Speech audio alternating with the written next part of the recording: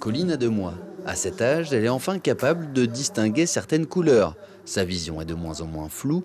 Elle observe et capte tout ce qu'il se passe autour d'elle. L'enfant, lui, très tôt, il est en contact avec ses écrans. Je regarde ma fille, quand je regarde la télé, elle regarde la télé avec moi. Et on est obligé des fois de se dire il faut couper la télévision parce que sinon l'enfant il prend l'habitude de tout ça. Les répercussions des écrans sur les enfants intéressent grandement les parents. La conférence organisée par l'association Classe Doco fait ça le comble. Ils sont nombreux, comme Jérémy et son épouse, à vouloir être conseillés. Première préconisation, pas d'écran avant 3 ans. Donc autant qu'il fasse autre chose. Et on parle le temps volé en fait, parce que ce qui est important pour l'enfant c'est de jouer, c'est vraiment indispensable. Et quand on est devant un écran, du coup on ne joue pas. Ils ont surtout besoin d'une interaction avec un vrai personnage. Ils ont besoin de voir la bouche, les mimiques du parent. Voilà, j'ai donné aussi comme conseil de faire des câlins aux enfants, parce que du coup, ça aussi, c'est une forme d'échange. Et il faut savoir que quand on fait des câlins, ça libère de la dopamine et puis ça aide à se sentir heureux.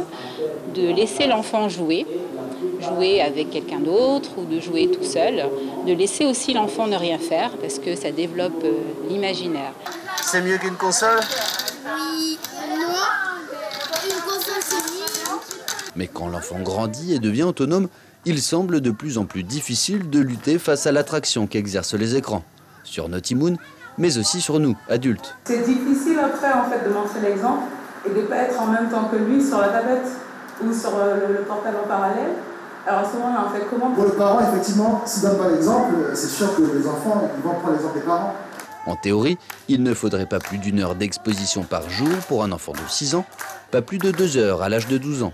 Autre conseil, pas de console personnelle avant 6 ans, Internet après 9 ans à condition d'être encadré, tout comme l'usage des réseaux sociaux après 12 ans. Les écrans sont bénéfiques, mais lorsqu'ils sont utilisés de façon abusive ou alors de façon exagérée adaptée par rapport à l'âge de l'enfant, ça peut entraîner des effets délétères sur le développement de l'enfant, ça peut entraîner des insomnies, ça peut entraîner également une diminution du développement du cerveau de l'enfant, ça peut également entraîner une addiction, des problèmes de vue, des problèmes cognitifs, des problèmes de développement psychologique, et même des problèmes psychiatriques. Autre astuce pour que votre enfant s'approprie l'écran sans en devenir captif, la règle des 4 pas.